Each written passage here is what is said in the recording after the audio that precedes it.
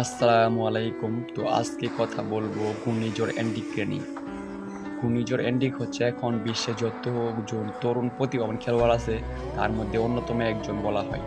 তো এখন তিনি রিয়াল মাদ্রিদ এবং ব্রাজিলের অন্যতম একজন গুরুত্বপূর্ণ প্লেয়ার হিসেবে প্রতিষ্ঠিত হয়েছেন। তিনি মূলত নাম্বার 9 হিসাবে স্ট্রাইকার হিসেবে খুব গুরুত্বপূর্ণ কাজ করে যেকোনো দলের পক্ষে।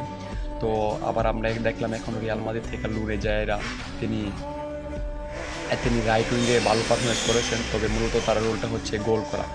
তার গোল করার যে ক্ষুধা, তা এখন ব্রাজিল টিমে সবচেয়ে বেশি তার চেয়ে বেশি এরকম গোল করার ক্ষুধা আমি ব্রাজিল টিমে কাউরে দেখি নাই।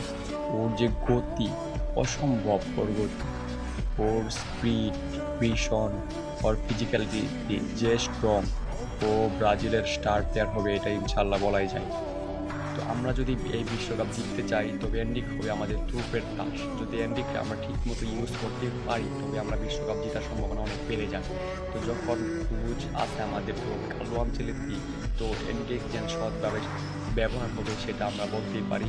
তবে খুবই গুরুত্বপূর্ণ হচ্ছে ওর ইফেক্টিভ, মানে ও ম্যাচে দেখবেন ইফেক্টিভ গুরুত্বপূর্ণ রোল প্লে করবে, মানে খেলায় পরিবর্তন হয়ে যাবে। তা আমরা অনেক আগে কয়েকটা ম্যাচের মাঝে দেখছি যেরকম মিশোর সাথে ম্যাচটা তিনি নেমেই গুরুত্বপূর্ণ গোল করে এবং ইংল্যান্ড থেকে আমাদেরকে জয়লাভ করছেন। এর আগেও আপনি দেখেন ইংল্যান্ডের সাথে যেন আমরা জিতছি, ওইটা তার গোলে জিতছিলাম।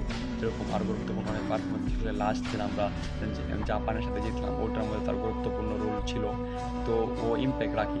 তো যে সময় যে প্রথম ম্যাচ আমাদের মরক্কোর সাথে গ্রুপ ফেসে ছিল তখন হয়তো বা আমরা এন্ডিককে নামাই নাই, কোচ কালো আঞ্চলিক। তো তখন আমরা সবাই ভাবছিলাম যে এন্ডিক কেন নামাই নাই, এন্ডিক কেন নামাই নাই, এবং পুরো স্টেডিয়ামের দর্শকরা এন্ডিক বলে চিল্লাইছে। তো ম্যাচ শেষে যখন কালো আঞ্চলিক থেকে প্রশ্ন করা হয় যে এন্ডিককে কেন নামানো হয় না, তিনি তখন বলেন যে এন্ডিক ঠিক সময় ঠিক জায়গা মতো যে সময় দরকার পড়বে ব্রাজিলের ওই সময় ব্যবহার করা হবে এন্ডিককে। তো সেটার প্রমাণ আমরা পেয়েছি। তো যখন ডন কালো আছে তখন তার নিয়ে চিন্তা নাই, তবে ওর ফিউচার খুব ভালো এন্ডিকে। তো ইনশাল্লাহ আমরা চাই ভালো কিছু হোক। বিশ্বকাপ জয়ের প্রধান মূল অস্ত্রের মধ্যে একটি হচ্ছে আমাদের ঘূর্ণিঝড় এন্ডিক। তো অনেকে ওরা নিয়ে টল করে ঘূর্ণিঝড় এন্ডিক বলে, তো টল করলেও সমস্যা নাই, টল করুক। যেরকম বিনিয়ে নিয়ে টল করছে, এখন আর টল করতে পারে না, আরও হয়তো বা করবে।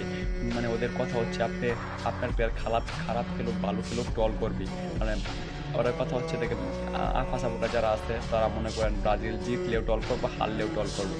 এটা তারা মনের মস্তিষ্কে ঢুকিয়ে রাখছে। জিতলেও দেখবেন টল করতেছে একটা নিয়ে, এরা হারলে তো টল করবোই, জিতলেও টল করবো। ওরা ওদের মস্তিষ্ক এরকমই। তো ইনশাল্লাহ দেখবেন এন্ডিক এবার ভালো কিছু আমাদের জন্য দিবেন। তো ও পিছিয়ে হতে পারে, ছোটো হতে পারে, কিন্তু ওর পারফরমেন্স দিয়ে ওর একটু ভালো থাকে না ব্রাজিল টিম থেকে। তো আপনি যেখানে খেলেন ও ভালো খেলবে, মানে ও গোল করার যে ক্ষুধা, এবার বলছি গোল করার যে ক্ষুধা, ও অন্য কোনো সাধারণ ব্রাজিল খেলোয়াড় এতটা গোল করার ক্ষুধা নাই।